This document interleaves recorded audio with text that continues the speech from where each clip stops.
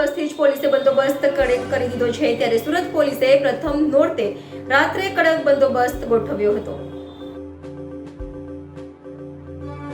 સુરતમાં નવરાત્રીના પ્રથમ દિવસથી જ પોલીસે કડક બંદોબસ્ત ગોઠવી દીધો છે। રાત્રે કોઈ નશાની હાલતમાં ગરબા પંડાલમાં ન આવે તે માટે પોલીસના પ્રયાસો જોવા મળ્યા હતા, જેને લઈ સુરતના અલગ અલગ પોઈન્ટ પર પોલીસનો ચુસ્ત બંદોબસ્ત જોવા મળ્યો હતો। પોલીસે તમામ વાહન ચાલકોનું આલ્કોહોલ ટેસ્ટિંગ મશીન વડે પરીક્ષણ કર્યું હતું।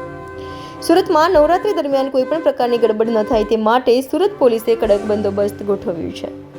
આજે નવરાત્રી પર્વનો પ્રથમ દિવસ છે, પ્રથમ નોરતા છે અને નવરાત્રી દરમિયાન સુરત શહેરમાં કાયદો અને વ્યવસ્થાની પરિસ્થિતિ જળવાઈ રહે અને સુચારુ રૂપે પ્રસંગ પરિપૂર્ણ થાય અને બધા ખેલૈયાઓ, ગરબા રસિકો અને ભક્તજનો અને સુખ શાંતિ અને સલામતી જળવાઈ રહે તે હેતુથી સુરત પોલીસ દ્વારા નવરાત્રિના પર્વ દરમિયાન અમારી સી ટીમ છે, સી ટીમ દ્વારા ગરબાના સ્થળો છે, જાહેર સ્થળો જ્યાં નગરજનો એકઠા થતા હોય અને ત્યાં આગળ કોઈ ન્યુસન્સ તત્વો દ્વારા કોઈ ન્યુસન્સ ફેલાવવામાં ના આવે અથવા તો કોઈ એવું અટકચાળું કરવામાં ના આવે તે અર્થે અમારી સી ટીમ સતત કાર્યરત છે।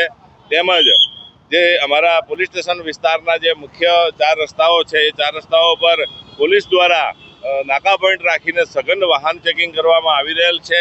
તેમજ કોઈ આ તહેવાર દરમિયાન કોઈ નશા યુક્ત વ્યક્તિઓ કોઈ એવું ડિસ્ટર્બ ના કરે લોકોને, એના માટે તેઓ વિરુદ્ધ બ્રીથ એનાલાઇઝર નો યુઝ કરી અને નશો કરેલી વ્યક્તિઓને પકડી પાડવામાં આવી રહ્યા છે અને તેમના વિરુદ્ધમાં કેસો કરવામાં આવી રહ્યા છે।